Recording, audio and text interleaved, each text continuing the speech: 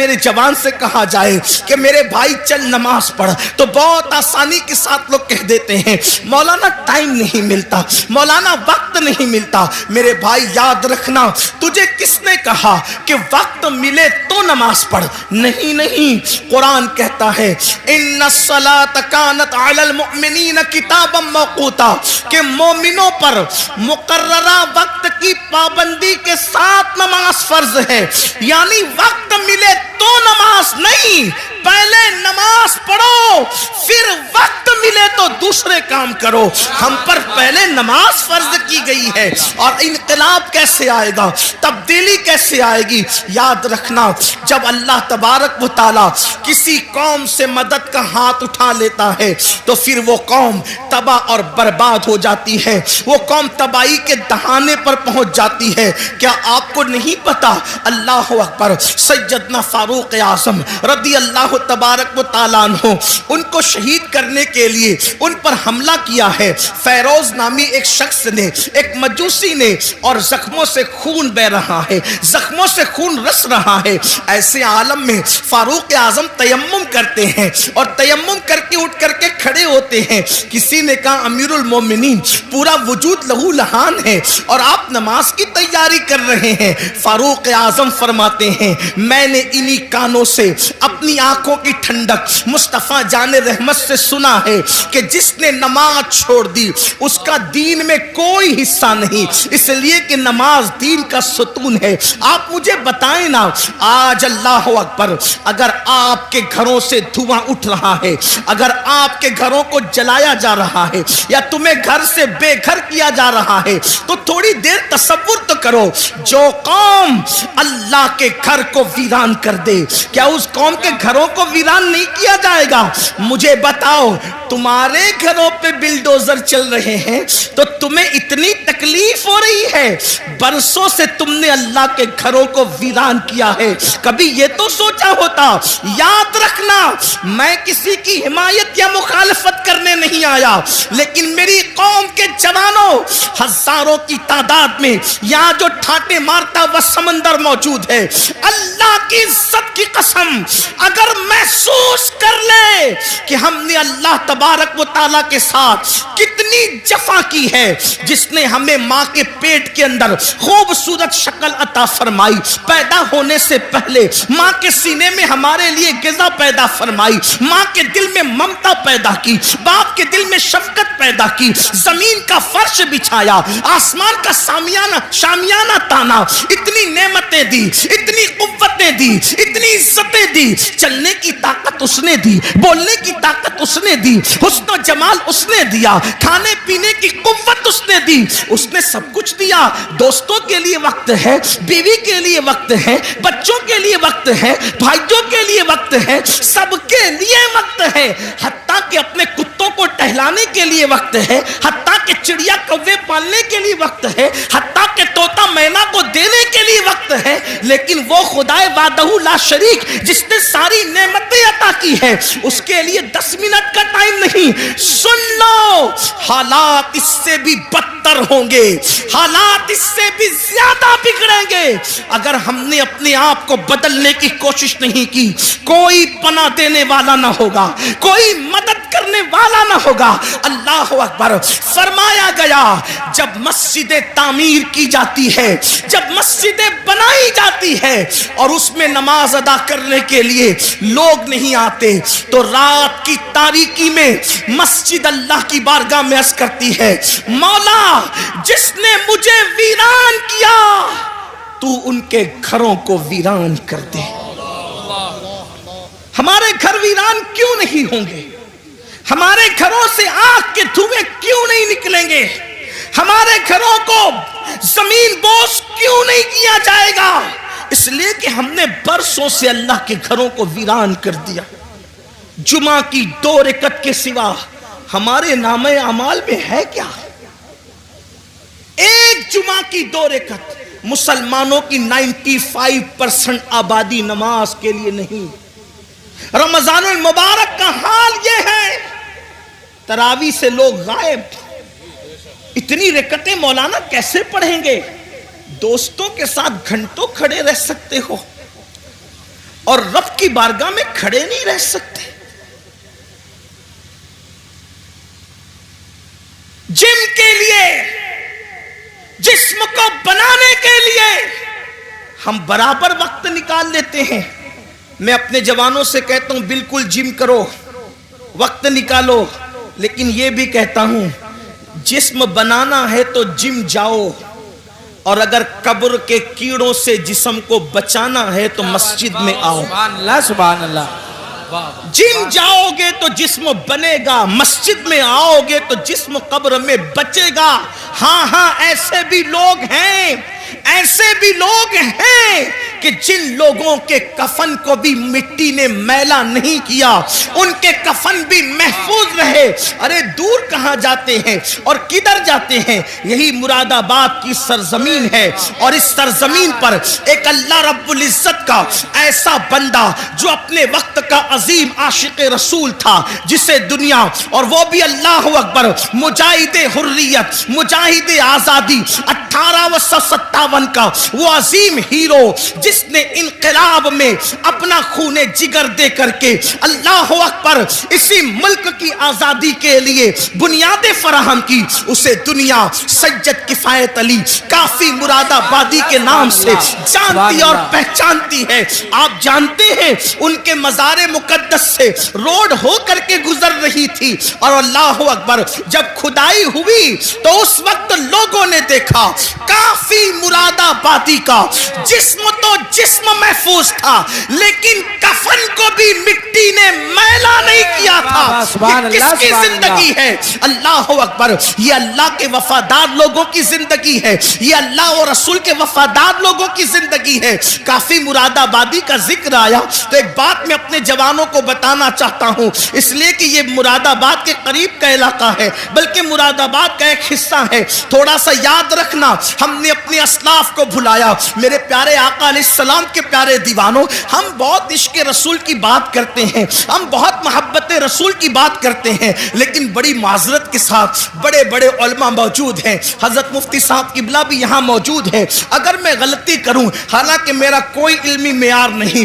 میرے تقوی کا کوئی معیار نہیں، میں آپ سب سے زیادہ گنہگار ہوں، علمی حیثیت بھی میرے پاس کچھ نہیں، لیکن میں آپ کے سامنے یہ بات رکھنا چاہتا ہوں، جتنا ہم عشق رسول کا دعویٰ کر رہے ہیں اتنا عشق مصطفیٰ میں ہم کمزور ہیں. یاد رکھنا، جس دن مسلمان سچا عاشق رسول بن جائے، ہم نعرے والے عاشق بنے، ہم کھچڑے اور شربت والے عاشق بنے، ہم بریانی والے عاشق بنے، لیکن ہم نے سچے عشق رسول کی طرف کبھی قدم نہیں بڑھایا. بڑی معذرت کے ساتھ آج لبیک یا رسول اللہ کے نعرے تو بہت لگ رہے ہیں، مجھے اس نعرے سے کوئی اختلاف نہیں، مجھے بہت اچھا لگتا ہے جب کوئی لبیک یا رسول اللہ کہتا ہے. کبھی سوچا لبیک یا رسول اللہ کا مطلب؟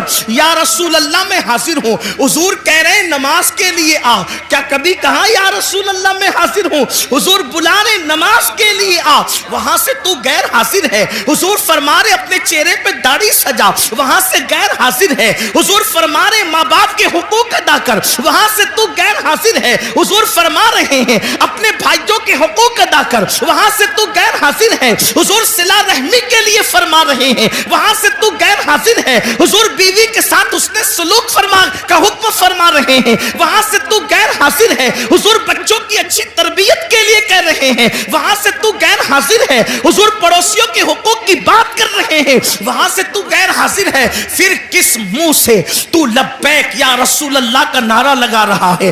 ہر نیکی کی جگہ سے تو غیر حاضر ہے، اور پھر کہاں تو حاضر ہونے کی بات کر رہا ہے؟ تو بڑی معذرت کے ساتھ ہم نعرے والے عاشق بنے، ہم لوگ اپنی طبیعت کے عاشق بنے، مگر یاد رکھو عشاق تو وہ تھے کہ جب رسول اللہ کے منادی نے اعلان کیا چلو مصطفیٰ جان رحمت سروں کے نذرانے کو لے کر کے بلا رہے ہیں، تو پہلی رات کی دلہن کو چھوڑ کر کے سر کٹانے کے لیے وہ جوان آ جاتا ہے، وہ سر کٹانے آ جاتے تھے، ہم سر جھکانے کے لیے آنے کو تیار نہیں ہے۔ حضرت کافی مراد آبادی کی بات چل رہی تھی، ہم وہ کیسے عاشق تھے، کیسے اس شاق میں سے تھے، اللہ اکبر۔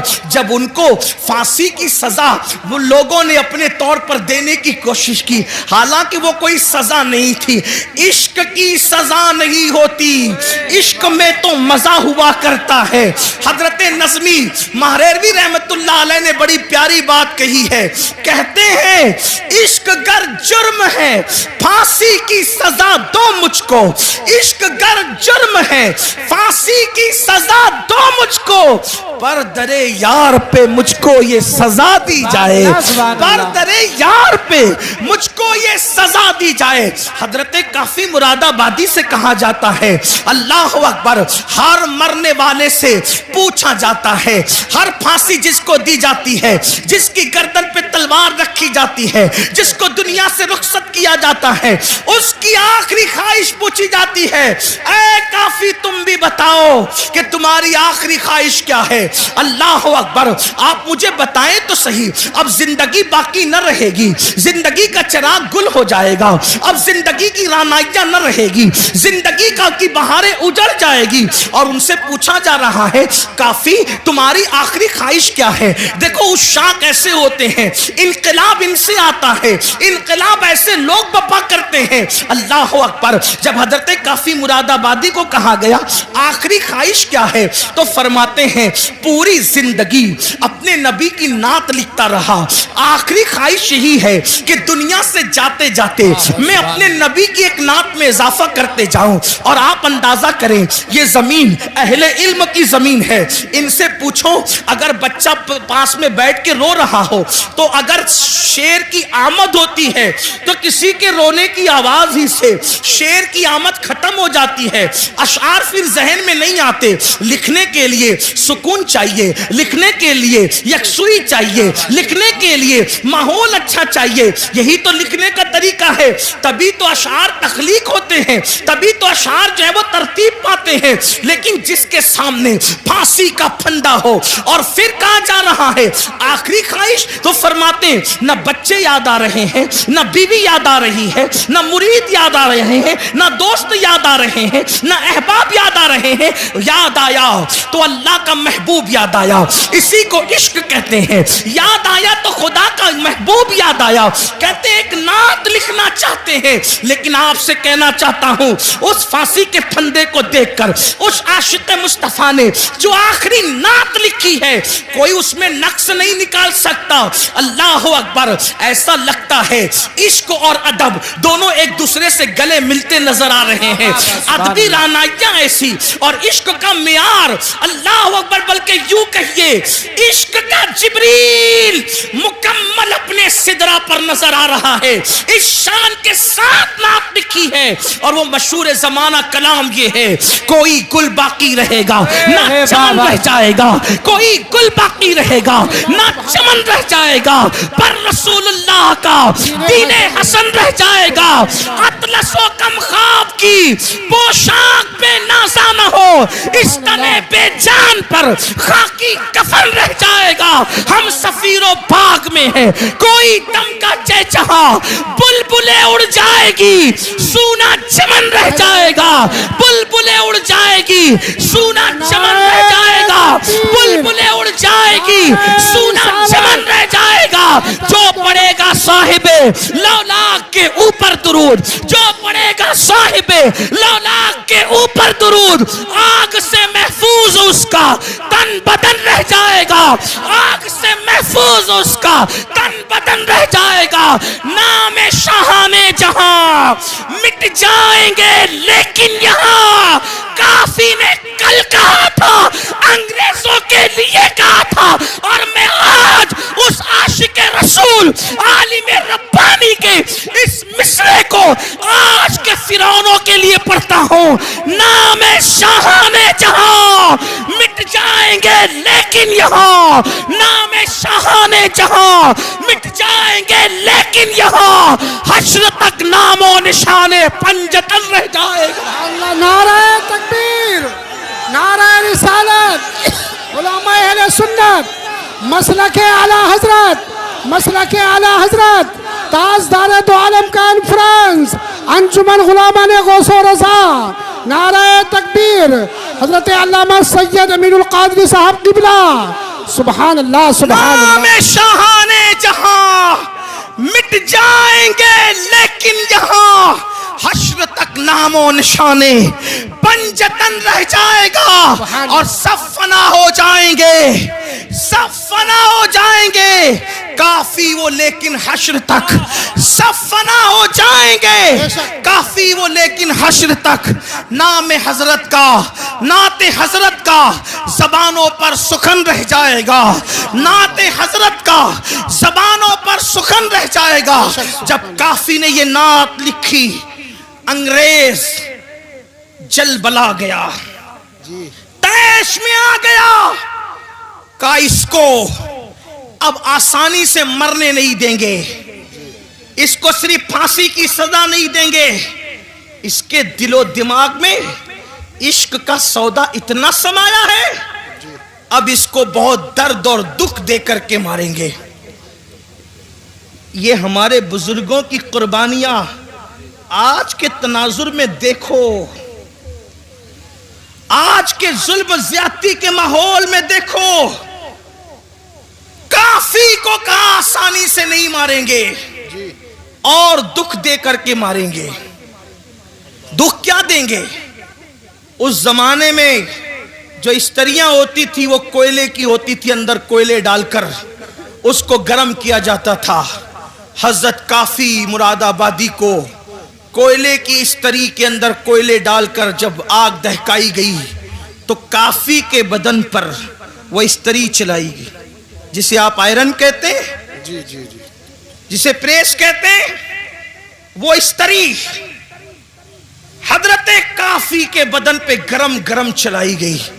جب کافی کے بدن پہ گرم گرم چلائی گئی، ادھر وہ استری چل رہی تھی اور ادھر عالم بیداری میں کافی کے سامنے مصطفیٰ جان رحمت کا جلوہ موجود. سبحان اللہ سبحان اللہ. اللہ کے رسول حالت بیداری میں کافی کو اپنا جلوہ دکھا رہے تھے.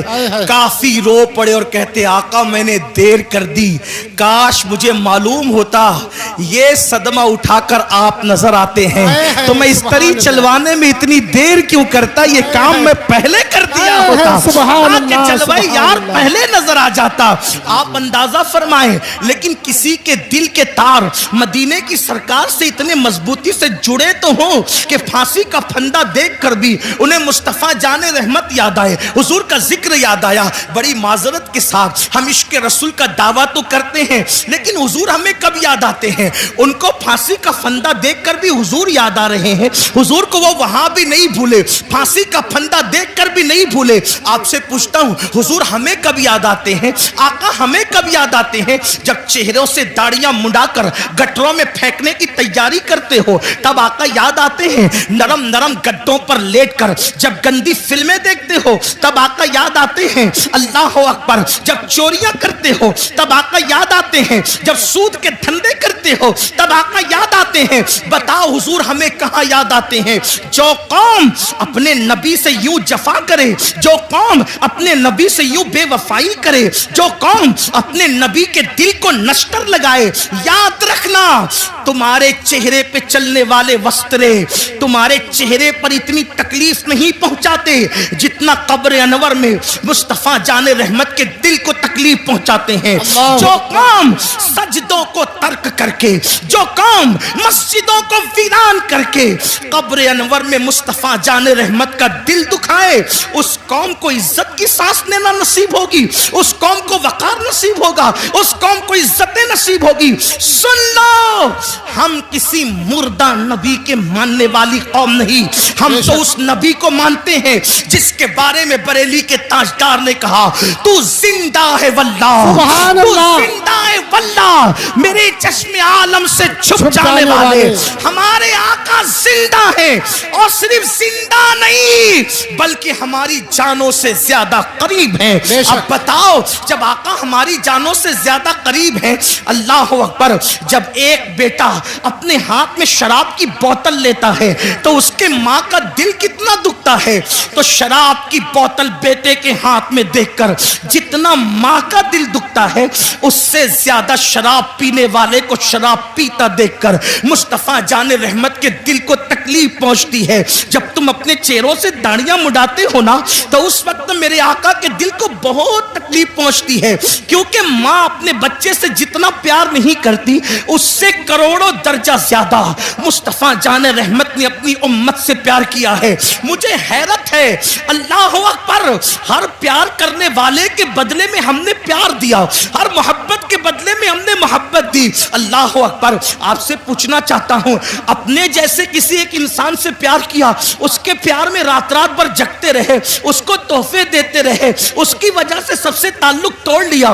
اس کی وجہ سے نیند گئی, چین گیا, قرار گیا, سکون گیا, بڑی معذرت کے ساتھ اپنے جیسے انسان سے پیار کیا, اس پہ سب قربان کیا, اور آمنہ کے لال سے پیار کیا تو صدموں کے سوا رسول اللہ کو دیا کیا؟ نماز چھوڑ کر انہیں تکلیف پہنچائی, داڑیاں مڈا کر انہیں تکلیف پہنچائی, حرام دھندے کر کے انہیں تکلیف پہنچائی, عورتوں پر بدکاری کی نظر ڈال کے انہیں تکلیف پہنچائی. اللہ اکبر, اور پھر اس رسول نے ہم سے پیار کتنا کیا.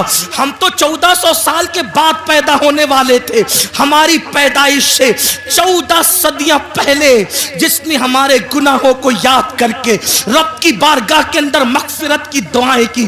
اس طرح ام المومنین کہتی ہے, اگر میری قوم اس کو محسوس کرتی ہے تو محسوس کر لے, میں تو یہ جرات کے ساتھ جملہ کہہ رہا ہوں اور اس کو ثابت بھی کر سکتا ہوں, میرے نبی نے اپنی امت سے محبت اپنی جان سے زیادہ کی ہے. بے شک, بے شک, حق حق, سبحان اللہ, بے شک. یہ کسی نبی کی شان نہیں, ہر نبی شان والے, عزت والے, مقام والے, مرتبے والے, لیکن کسی نبی نے اپنی امت سے اتنا پیار نہیں کیا.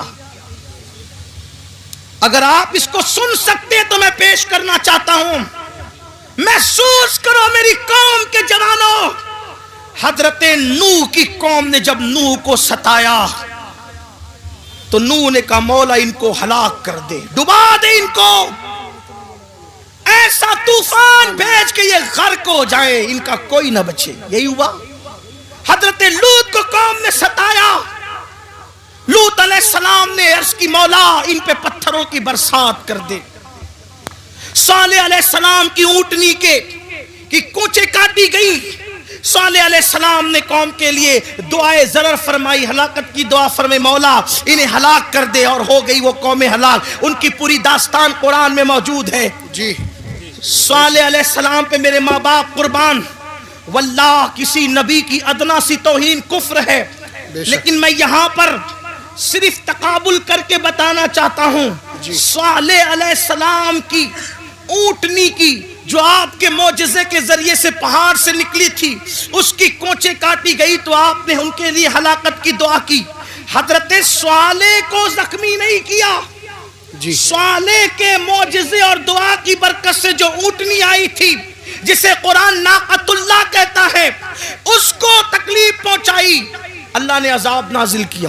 لیکن اب دوسری طرف میرے آقا کو دیکھو, ہمارے نبی کو دیکھو, سب نبی شان والے, سب عزت والے, سب ہمارے آقا, سب ہمارے مولا, لیکن اپنے نبی جن کی وجہ سے ہم نے ان سارے نبیوں کا پتہ پایا, سبحان اللہ, طائف کی وادیوں کے اندر, طائف کی وادیوں میں جی میرے آقا اللہ کا پیغام لے کر پہنچے, کوئی ساتھ نہیں, کوئی ساتھ نہیں, آقا اللہ کا پیغام لے کر کے پہنچے.